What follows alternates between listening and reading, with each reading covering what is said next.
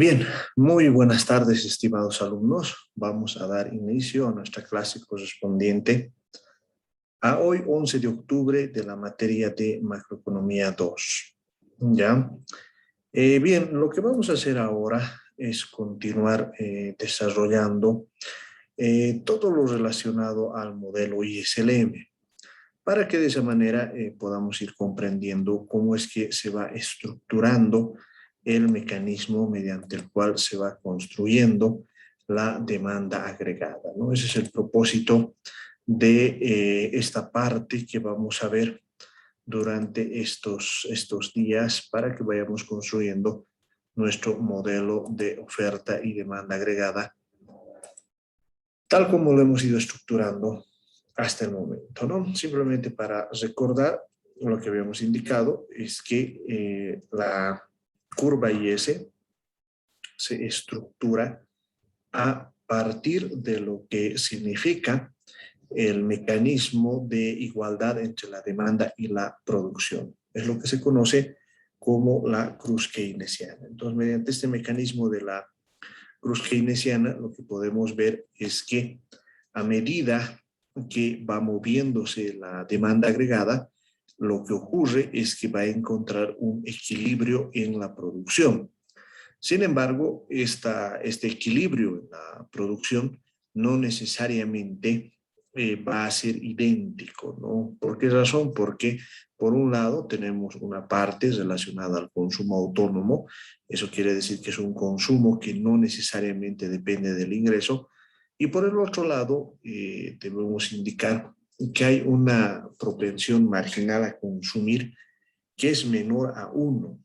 Entonces, eso hace que no todo el ingreso se destine al consumo, sino que hay una parte importante que se destina al ahorro. Entonces, esos elementos son los que nos muestran precisamente esta forma de la curva de la demanda efectiva en relación a la producción y la demanda. En otras palabras, este eje de 45 grados nos estaría mostrando cómo se comportaría la producción y la demanda en caso de que ambos componentes sean iguales, ¿no? Pero eso no es lo que ocurre, y más bien lo que ocurre es que hay un menor efecto de la producción sobre la demanda, precisamente por la existencia del ahorro. Y sobre esa base lo que hemos establecido es que inicialmente hay un punto A equivalente a una tasa de interés, ¿no? Entonces, lo que hacemos es, por ejemplo, establecer un tipo de interés mayor al existente en el equilibrio original A. ¿Eso qué quiere decir? Que puede ocurrir que exista algún problema en los mercados financieros, por ejemplo, una restricción de moneda, o que de pronto haya un incremento en el consumo, lo cual reduce las posibilidades de ahorro de la economía. Entonces, si hay un incremento en la tasa de interés, lo que vamos a tener es una caída de la demanda efectiva, tal como estamos viendo precisamente acá, cuando estamos pasando de la demanda efectiva ZZ, que está cambiando a ZZ'. Entonces, de esa manera es que vamos a lograr tener un menor nivel de producción, ¿no?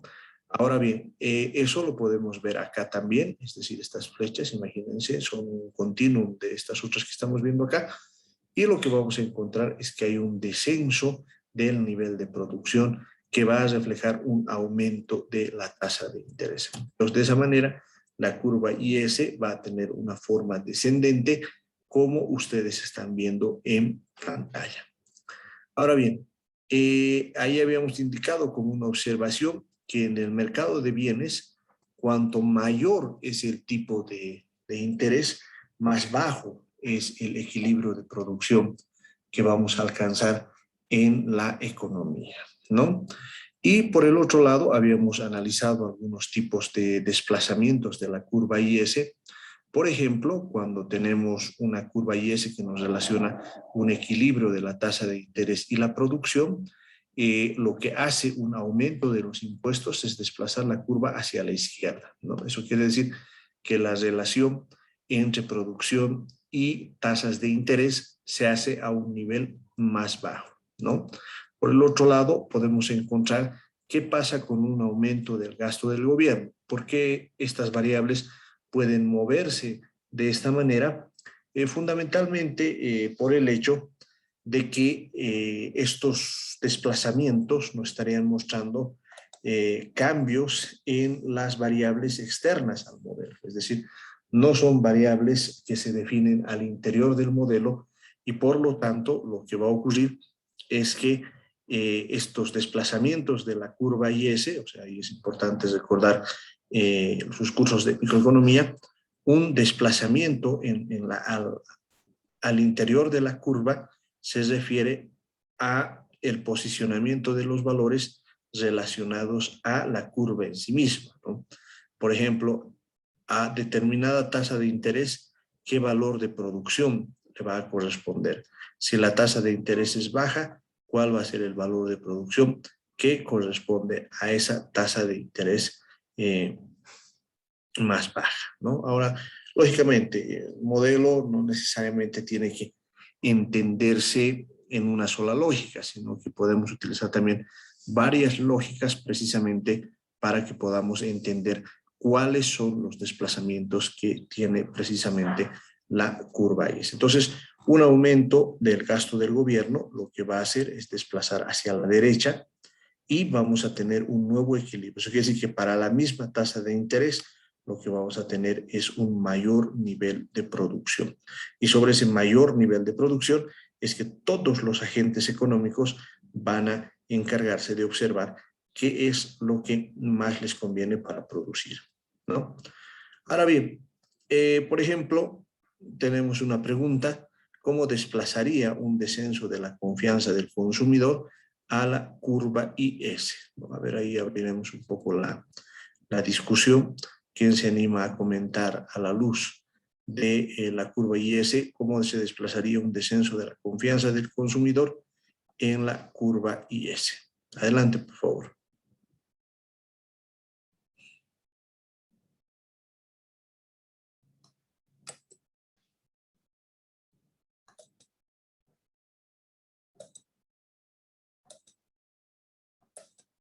Pueden reactivar sus micrófonos.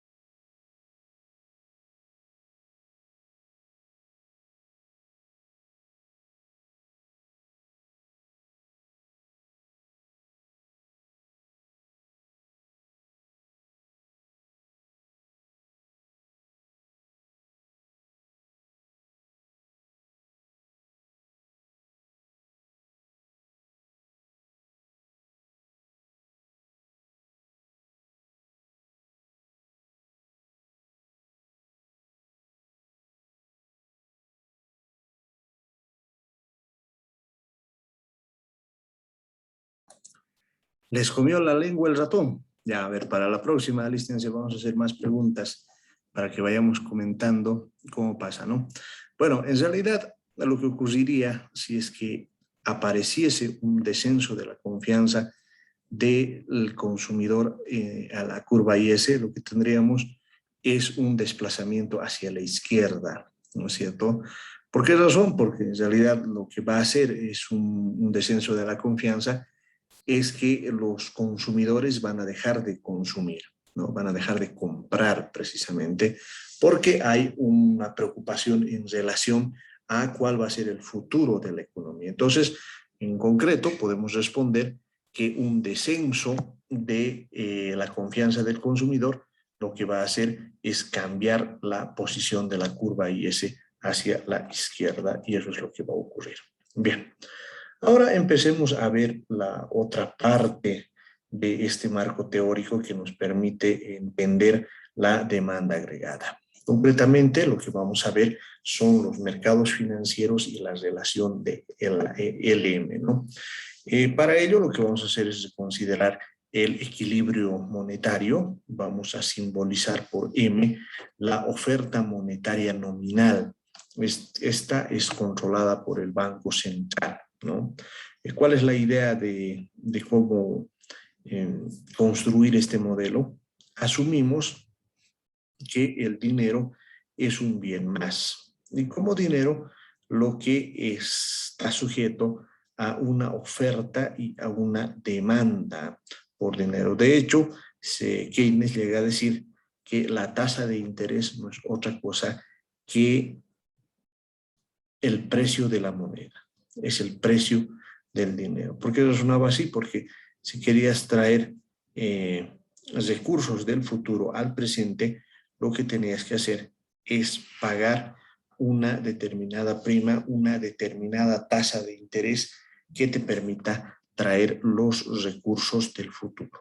Entonces, sobre esa base es que se establecía cuál es la tasa de interés. Ahora bien, si el dinero es un bien como otros que se demanda y también se ofrece, entonces eso quiere decir que está actuando en un mercado y por lo tanto tiene que existir alguno de los actores que tenga la capacidad de ofrecer dinero, es decir, poner dinero en circulación de tal manera que la gente lo demande, haga sus transacciones, en fin, funcione como cualquier bien o servicio que se tenga en la comunidad. De ahí la importancia de considerar el dinero como un bien o servicio. Ahora bien, en la medida en que los países avanzan, porque casi todos los países el origen fue el oro, o se tenían los mecanismos mediante los cuales funcionaba alguna variedad de dinero privado. Pero en los países más modernos lo que tenemos es un banco central. El Banco Central es un prestamista de última instancia, es la autoridad encargada de la regulación monetaria, pero fundamentalmente su misión más grande es pues controlar la cantidad de dinero en circulación en la economía. Porque eso tiene que ser bien controlado, porque esa cantidad de dinero lo que va a hacer es regular tanto las tasas de interés como el nivel de inflación. Si de pronto hay una excesiva cantidad de dinero en circulación en una economía, lo que va a ocurrir es que va a aparecer la tasa de inflación. Si por el contrario, lo que nosotros notamos de que hay una escasez de dinero, es decir, los medios de pago están siendo poco atendidos, lo que vamos a tener es una situación de recesión. De ahí la importancia de cómo se vaya controlando la cantidad de dinero en circulación en la economía, ¿ya? Y por el otro lado, vamos a denominar como YL y la demanda de dinero, que es una función de la renta nominal y del tipo de interés. ¿Cuál es la idea subyacente a esta conceptualización que estamos presentando en pantalla. Por un lado, se hace depender a la cantidad de dinero del nivel de producción, del nivel de ingreso, y lo que va a ocurrir es que esta demanda de dinero va a ser una función de, por ejemplo, el nivel de producción. Eso quiere decir que si el nivel de producción, los ingresos de una economía tienden a aumentar, lo que va a ocurrir como correlato que acompaña esto es que también la demanda por dinero va a aumentar, ¿ya? Ahora, por el otro lado, si la tasa de interés aumenta, la demanda por dinero va a comenzar a disminuir. Ahora, ¿por qué ocurre esto? Ocurre esto porque el dinero como tal se lo demanda, ¿ya?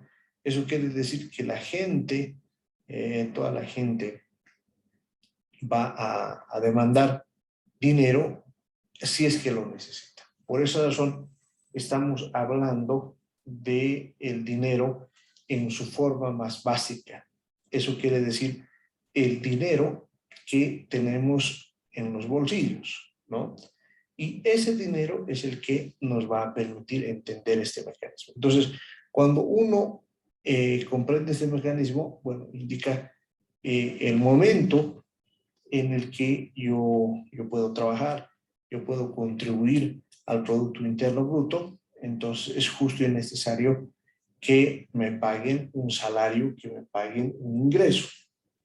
Ahora bien, ¿por qué hay una relación inversa entre la demanda por dinero y las tasas de interés? Bueno, fundamentalmente porque los que tienen dinero permanentemente van a hacer comparaciones en relación a cuánto dinero tienen y cuánto podría estar ganando en el banco, ¿no? Es decir, en vez de que lo tengamos bajo el colchón al dinero o que lo manejemos en la cartera, quizás lo mejor sea guardar ese dinero en el banco. Ahora, si de pronto esa tasa de interés que nos paga el banco aumenta, entonces automáticamente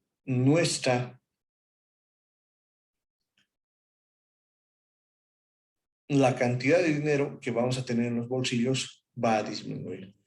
¿Por qué razón? Porque va a ser mucho más interesante que llevemos todo nuestro dinero al banco. Y aunque así tener una renta mínima, entonces es preferible llevar adelante esta situación.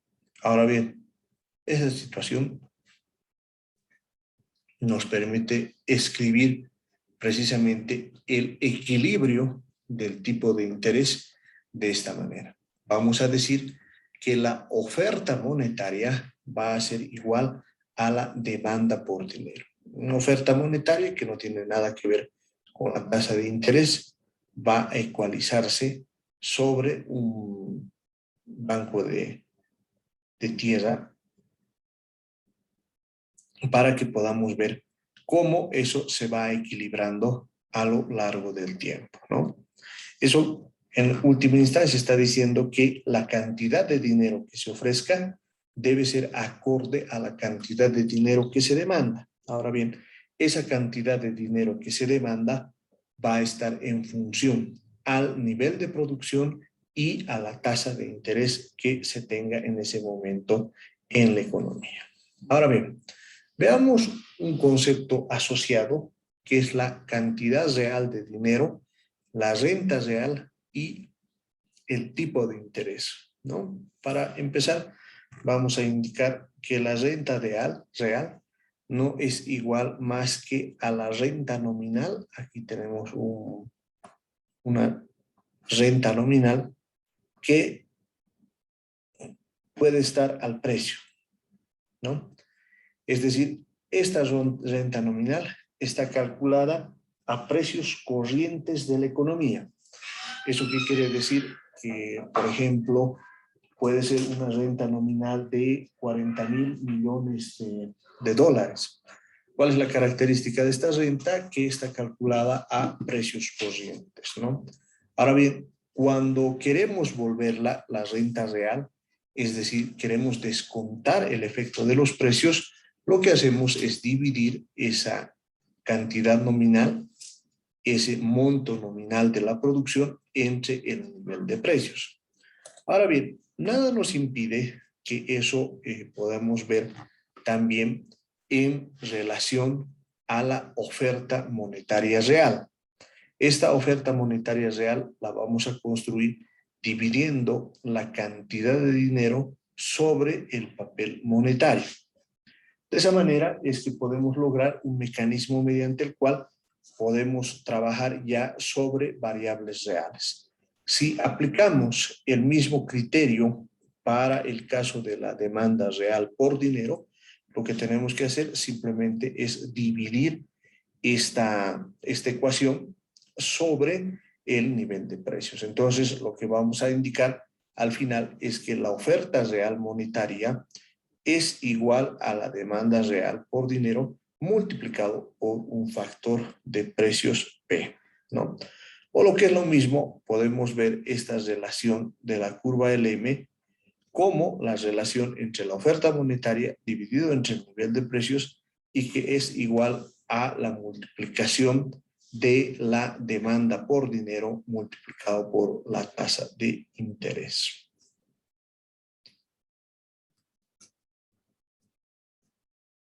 Denme un segundito, por favor.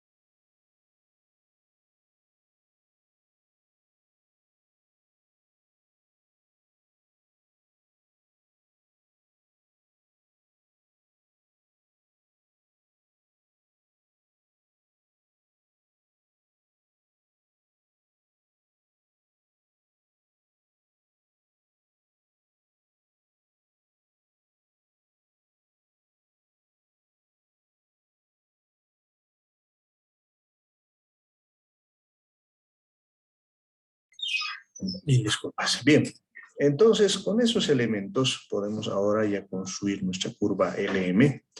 Como habíamos indicado, hay una relación inversa entre el tipo de interés y la demanda por dinero. En otras palabras, a medida que va subiendo la tasa de interés, la demanda por dinero va bajando para un determinado valor de la producción. Entonces, en ese sentido, si establecemos una relación entre lo que significa la demanda por dinero y la oferta por dinero, ahora, esta oferta por dinero no depende de la tasa de interés. ¿Por qué no depende de la tasa de interés? Porque en realidad otros pueden ser los objetivos que persiga la autoridad monetaria más allá del tipo de interés. Entonces, cuando hay un aumento del nivel del producto, aumenta la demanda por dinero y a su vez la tasa de interés, ¿no? Como estamos viendo en este momento, hay un aumento del producto, eso significa que hay un aumento de la cantidad de dinero en circulación y a su vez un aumento en la tasa de interés. Entonces, si esto lo traducimos en un gráfico, vamos a indicar que existiendo una oferta real de dinero, hay una demanda real por dinero. Eso nos va a dar un punto A. Ahora bien, cuando hay un desplazamiento de el nivel de producción, vamos a desplazarnos hasta a su prima, que es concordante con un nivel de producción mayor. Mediante ese mecanismo es que construimos la curva de demanda agregada, o perdón, la curva LM, que es la que faltaba dentro de nuestro análisis ISLM, tal como habíamos visto, ¿no? Una pregunta ahí, ¿por qué presiona al alza el aumento de la actividad económica a los tipos de interés? Pero esa pregunta me la van a responder nuestra siguiente clase del día miércoles, ¿no? Hasta ahí, ¿alguna pregunta, duda, consulta? Licenciado, buenas tardes. Buenas tardes. Aprovechando este tema del tipo de interés, quisiera por favor que me ayude con una preguntita. ¿Por qué un aumento del tipo de interés para cualquier país resultaría en una apreciación o depreciación de la moneda del mismo país? ¿Por qué estarían relacionados estos dos?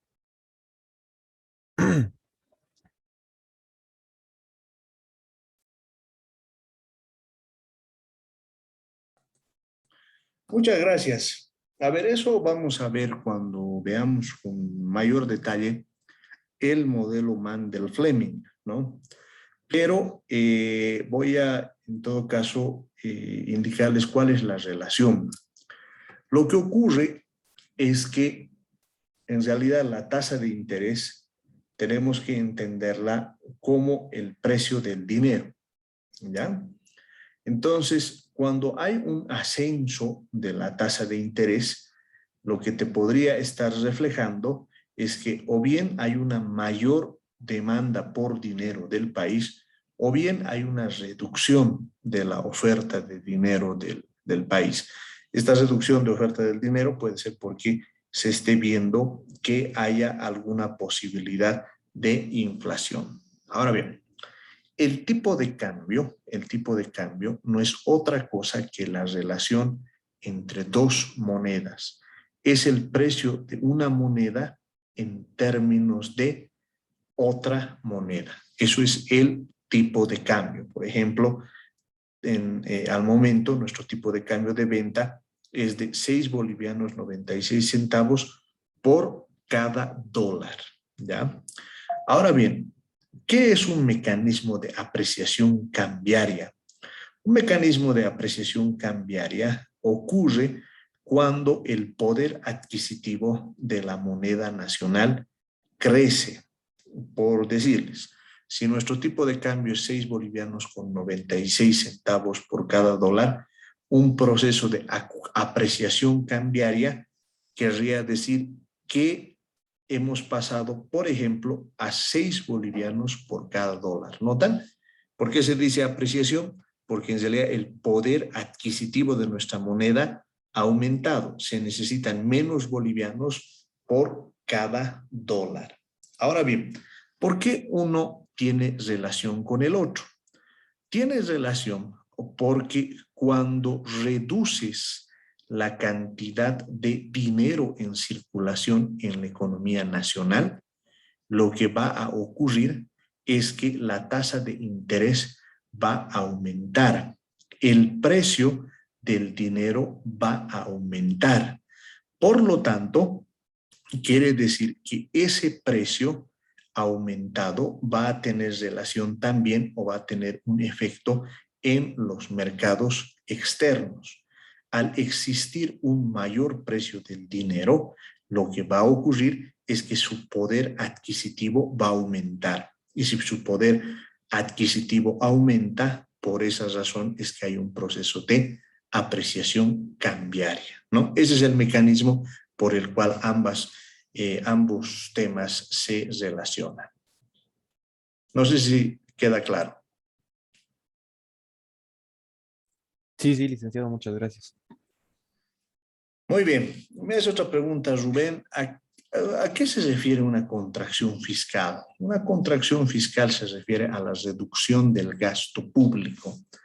Por ejemplo, puede ocurrir que estamos enfrentando un problema de alto déficit fiscal, lo cual puede desembocar en una inflación alta, ¿no? ¿Por qué razón? Porque estamos financiando la expansión fiscal con dinero barato, con dinero del Banco Central. Entonces, lo que podemos hacer para evitar precisamente esta situación es reducir la cantidad de dinero en circulación mediante lo que significa dejar de gastar. Y ese proceso se conoce como contracción fiscal. ¿Ya? Bien, ¿qué más?